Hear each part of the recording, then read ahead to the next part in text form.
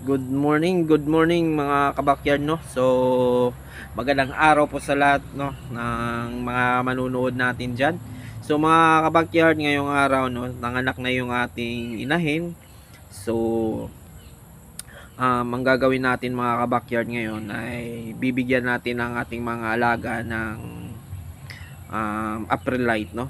So ang April Light po mga kabakyard ay ito po ay tumutulong para maiwasan po sila ay magkasakit no. So magkatatae at magkasakit, merong antibacterial na po rin ito. So napakahalaga po ito mga kabakyard no. So ito po ay binibigay natin mga kabakyard sa araw ng day 1 hanggang 3 araw. Day 1 to 3 mga kabakyard. So samahan niyo po ako at bigyan natin ng April Light ng ating mga alaga. Ito mga kabakyard no. So unang-una haluin mo natin tong April Light mga kabakyard. So sa paghalo po dito ay konting tubig lang po ang ilalagay natin mga kabakyard. Mga 40 ml lang po sa isang sachet ng April Light mga kabakyard no. So 6 grams naman po ang ating April Light. So isang sachet noon 40 ml. So yun po ang ating ihahalo sa tubig. Pagkatapos po nating mahalo yan, yan na po ang ating ipapainom sa ating mga biik.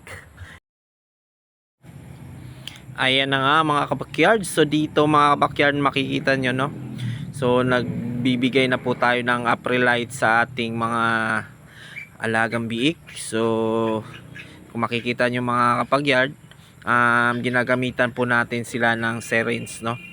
Dahil di pa naman po sila nainom ng tubig.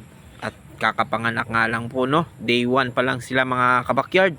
So para po siguradong mainom nila yung April Light, ginagamitan po natin sila ng syringe.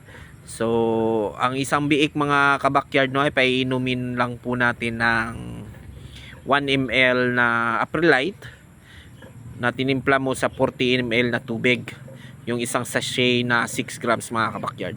So bawat biik yan 1 ml mula sa day 1 hanggang day 3 mga kabakyard.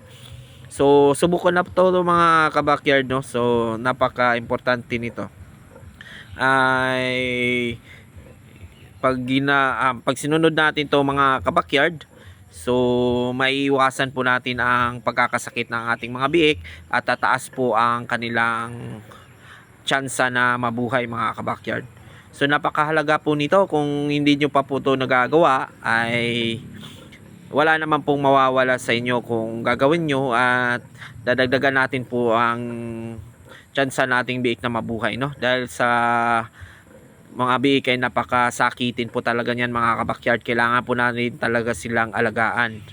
So yun lang man po mga kabakyard no. So sana nakatulong po to sa inyo, at kung makatulong man mga kabakyard, paki-comment na lang dyan sa baba.